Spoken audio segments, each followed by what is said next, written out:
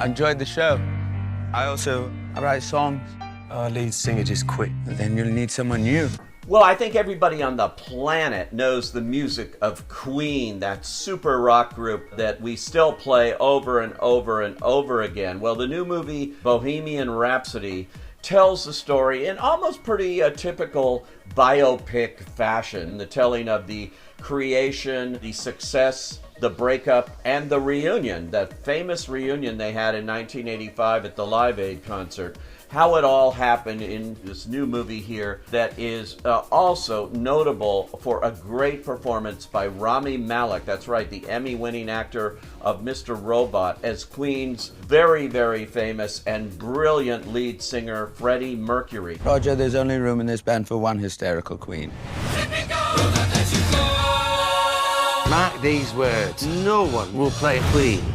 Fortune favors the bold. But this is basically meant to be a celebration of the music. They are all played here in a big way in this movie. And in fact, the big finale of the movie, which does take place when the band reunites for the Live Aid concert in 1985 at Wembley Stadium, considered one of the greatest rock performances of all time. It was basically a mini concert among all of these major superstars who appeared during that Live Aid concert. That is almost played as a mini concert here in this movie. It is a risky gambit because it's almost 20 minutes of pure music. You feel like you are watching a concert, but it really works, and really works too, because Rami Malek gets every kind of shade of gray here of Freddie Mercury, who famously died of complications related to AIDS. He got into some very, very dark relationships and things here, went down a path that he probably shouldn't have gone.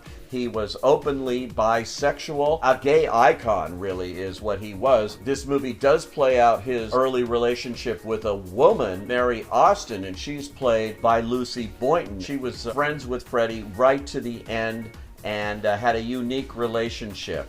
But then he admits to her in the movie, as they tell it, that he believes he's bisexual and he is attracted to men. And we do see that played out here, but that doesn't become the focal point of this movie, even though that is a big focal point for Freddie Mercury himself. They could have made the decision to go in many other directions, but this is a PG-13 movie by intention. They want to celebrate the music of Queen, celebrate the group that was Queen, celebrate the talent of Freddie Mercury, whose voice you're going to hear here through Rami Malek's absolutely expert lip syncing throughout. I haven't seen it done better by anybody. It's reminiscent of what Jamie Foxx did with Ray Charles in Ray. That led to an Oscar. I'm certain this will lead to a Best Actor Oscar nomination for Rami Malek, who seems to inhabit the spirit of Freddie Mercury. So now what? This is when the operatic section comes in. Oh, the operatic section, yeah.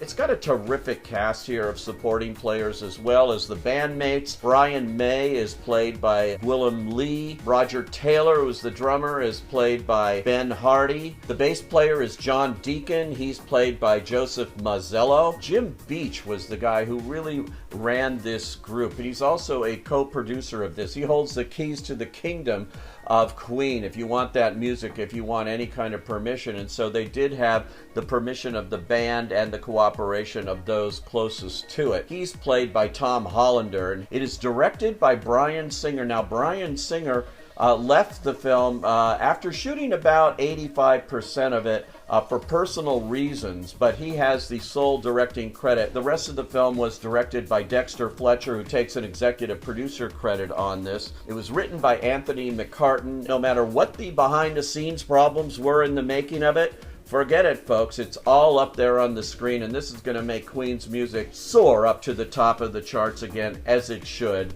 And congratulations to Rami Malek for a performance of a lifetime here.